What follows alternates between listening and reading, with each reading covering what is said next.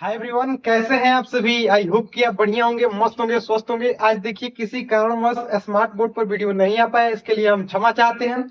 देखिए आज अगर आप क्लास 10 के छात्र हो तो आज केमिस्ट्री के हम कुछ वीवीआई सूत्र को देखेंगे, यानी फॉर्मूला को देखेंगे जो आपको हर हाल में आपको याद होना चाहिए।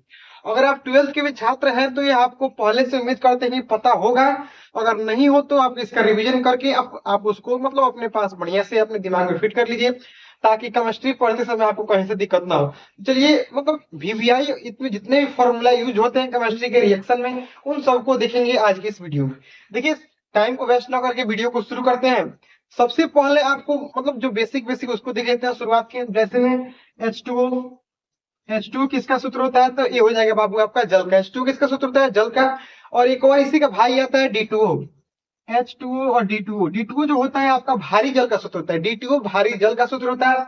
आगे ऐसे फटाफट करके लगभग 20 प्लस सूत्र को देखना इसके वीडियो में, आज के इस वीडियो में। चलिए देखते हैं कितना देख पाते हैं।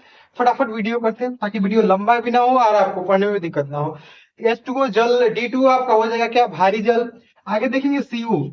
CO से बाबू होता है कार्बन मोनोऑक्साइड। कार्बन मोनोऑक्साइड जब इसमें CO2 कर देंगे तो ये हो जाएगा आपको, आपका क्या हो जाएगा? Carbon dioxide. Carbon dioxide. CO रहेगा तो कार्बन डाइऑक्साइड। CO3 रहेगा तो आपका हो जाएगा कार्बन डाइऑक्साइड। CO रहेगा तो कार्बन मोनोऑक्साइड, और CO2 हो जाएगा तो कार्बन डाइऑक्साइड, और CO3 हो जाएगा तो आपको हो जाएगा कार्बोनेट। CO3 हो जाएगा तो कार्बोनेट हो जाएगा। इस तरह देखिए आगे प्रॉफिट करेंगे। देखिए HCl ये होता है आपका हाइड्रोक्लोरिक अम्ल का। HCl आपका हाइड्रोक्लोरिक अम्ल का सूत्र होता है। उसका बात करेंगे H2SO4 के बारे में, जो काफी यूजफुल यौगिक है, यानी इसका प्रयोग हर रिएक्शन में लगभग हर पार्ट में इसके बारे में जिक्र है। तो H2SO4 आपको पता नहीं सल्फ्यूरिक अम्ल का सूत्र होता है। आगे देखेंगे HNO3 नाइट्रिक अम्ल। HNO3 जिसका सूत्र नाइट्रिक अम्ल का सूत्र क्या होता है? HNO3। आगे देखिए फटाफट करके दो चार आगे की और भी देख लेते हैं, जैसे में कि OH पोटेशियम हाइड्रोक्साइड, ये भी काफी मतलब यूजफुल सूत्र है। NaCl नमक का सूत्र आपको पता होना चाहिए, पहले से उम्मीद करते हैं कि यह पता होगा आपको। NaCl यानी नमक का सूत्र होता है। आगे देखिए बढ़ेंगे, आगे एक सूत्र और होता है हमारे जो सबसे famous CEO calcium oxide. Calcium oxide ये भी काफी यूजफुल फार्मूला है। आगे देख लीजिए एक और देख लेते हैं CaCO3। CaCO3 यह जो सूत्र होता है कैल्शियम कार्बोनेट का सूत्र होता है। अगर आप क्लास 10th के छात्र होंगे तो आपको या पहली पार्ट में सब मिला होगा। सब जितने बात किया सब पहले चैप्टर का ही है अभी। आपको उम्मीद करते हैं कि आपको हर हाल में याद होगा। अगर आपको ये सब याद है तो आपके लिए बल्ले बल्ले है, क्योंकि आपने मेहनत किया है। और जिनको भी याद नहीं है वो ये इनको याद कर लें। क्या है इसमें? जल, भारी जल, carbon monoxide, carbon dioxide, carbonate, hydrochloric अम्ल, सल्फ्यूरिक अम्ल, नाइट्रिक अम्ल, पोटेशियम हाइड्रोक्साइड, साधारण नमक, सीओ यानी कैल्शियम ऑक्साइड, और CaCO3 कैल्शियम कार्बोनेट। एक और आता है इसमें, देखिए CaOH का होल ट्वाइस। CaOH का होल ट्वाइस, इसको बुझा हुआ चूना भी कहते हैं। बुझा हुआ चूना ये होता है आपका कैल्शियम कार्बोनेट, CO और बुझा हुआ चूना। ये सब काफी यूजफुल फॉर्मूला है। आगे देखिए, आगे बढ़ेंगे। एक सूत्र होता है ग्लूकोज का, C6H12O6। ये भी काफी यूजफुल फॉर्मूला है, ग्लूकोज। और एक और इसी का भाई आता है फ्रक्टोज। मतलब ग्लूकोज और फ्रक्टोज का जो संरचना होता है समान होता है, आपको पहले से पता होना चाहिए। C6H12O6 क्या होते हैं? समान होता है। दोनों सूत्र क्या होते हैं? समान। ग्लूकोज और फ्रक्टोज का समान होता है, कोई दिक्कत नहीं।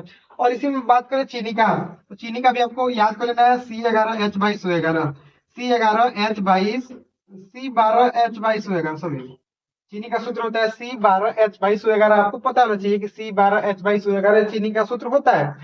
एक दो और बात करें इसमें जो इम्पोर्टेंट सूत्र है, कुछ मेन फार्मूला की बात करें तो कुछ और फेमस फार्मूला जिस जो आपको पता नहीं। देखिए NaOH जो सूत्र होता है सोडियम हाइड्रोक्साइड, या इसी को कास्टिक सोडा के नाम से भी जानते हैं, NaOH आपको पता होना चाहिए। देखिए आगे बढ़ेंगे, अगला जो सूत्र की बात करें तो आपको एक और सूत्र पता होना चाहिए कि CaOCl2। CaOCl2 यह जो आपका सूत्र है यह हो जाएगा आपका विरंजक चूर्ण। CaOCl2 आपका विरंजक चूर्ण का सूत्र है। आगे बात कर देखिए NaHCO3। NaHCO3 यह जो होता है आपका सोडियम बाइकार्बोनेट का सूत्र होता है। NaHCO3 सोडियम बाइकार्बोनेट, इसी को आपको ध्यान मत, इसी को कहते हैं खाने का सोडा। जब सोडियम बाइकार्बोनेट आपको दिखे H वाला दिखेगा वही होगा खाने का सोडा, खाने का सोडा। अब देखिए आगे एक और बात करें, एक और सूत्र होता है Na2CO3 × 10H2।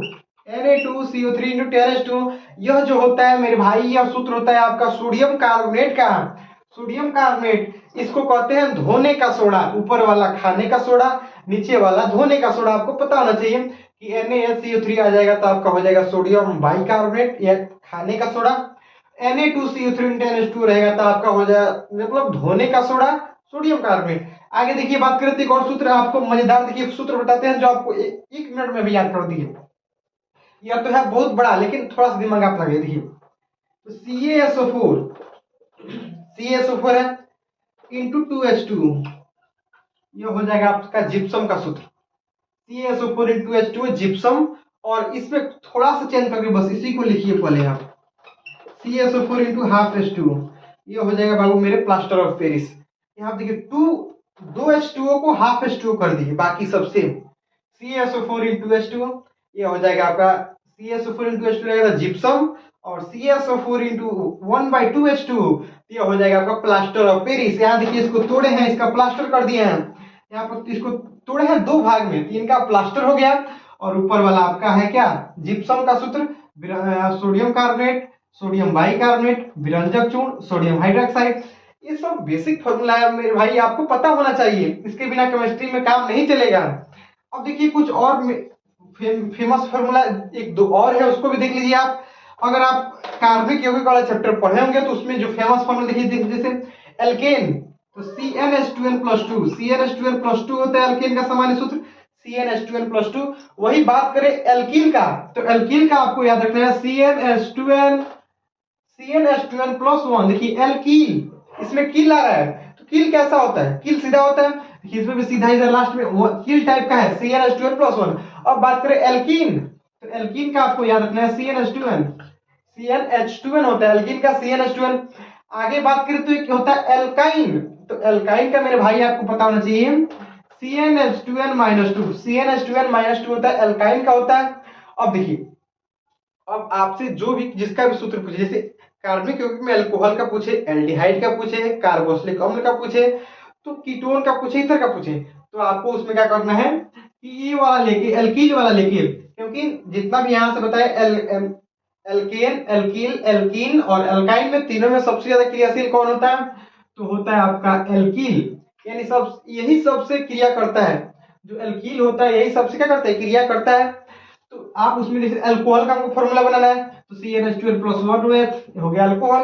CHO का बनाना है तो CnH2n+1 CHO। अगर आपको इस क्रियाशील मूलक का मतलब उसके बारे में पता है, क्रियाशील मूलक का संकेत क्या होता है, तो आप फॉर्मूला बना सकते हैं धकाधक, आपको कोई दिक्कत नहीं होगा। तो भी आज के लिए इतना ही, तो फिर मिलेंगे अगले वीडियो में स्मार्ट बोर्ड पर। तो किसी कारणवश उस पर वीडियो नहीं आ पाया था, उसके लिए क्षमा चाहते हैं। तो आज के लिए इतना ही, फिर मिलेंगे किसी नेक्स्ट वीडियो में, तब तक के लिए बाय।